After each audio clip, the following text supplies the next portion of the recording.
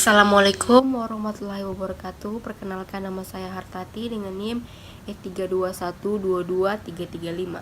Di sini saya akan memaparkan materi tentang macam-macam organisasi di dalam perusahaan agribisnis.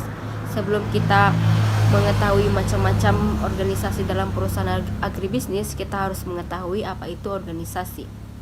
Yang dimaksud dengan organisasi adalah suatu bentuk persekutuan yang dijalankan oleh dua orang atau lebih untuk mencapai tujuan tertentu, dan di dalam ikatannya terdapat seorang atau sekelompok orang yang disebut dengan bawahan. Baik, kita akan melanjutkan materi pertama, yaitu fungsi-fungsi manajemen.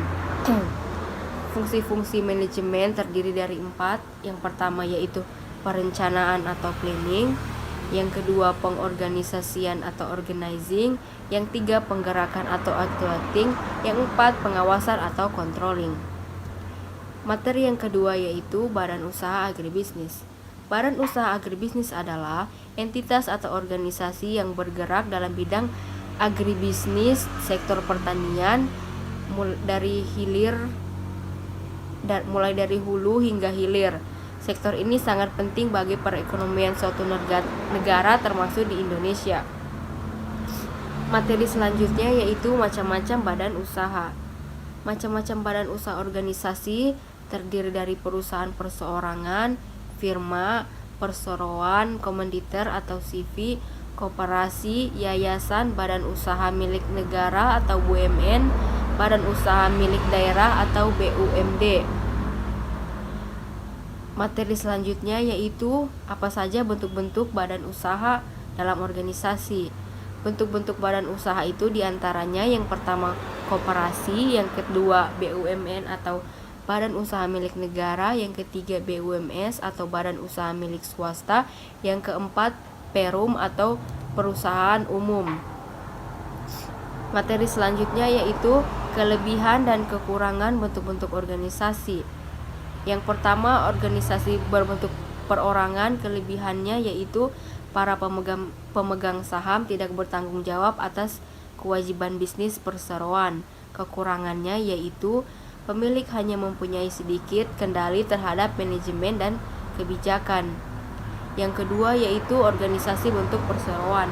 Kelebihannya yaitu kendali atau manajemen atas keputusan dan kebijakan bisnis dipusatkan pada para sekutu. Kekurangannya yaitu ketidaksanggupan seorang sekutu untuk bekerja karena kecelakaan, penyakit, lanjut usia, dan lain sebagainya. Yang ketiga yaitu organisasi dalam bentuk persekutuan.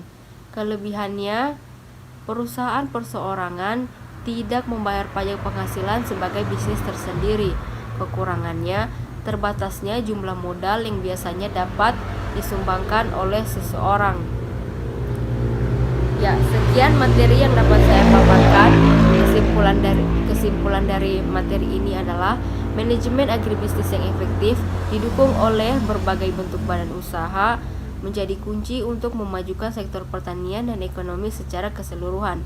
Pemilihan bentuk badan usaha yang tepat harus mempertimbangkan berbagai faktor seperti skala usaha, akses modal, dan kemampuan adaptasi terhadap perubahan pasar.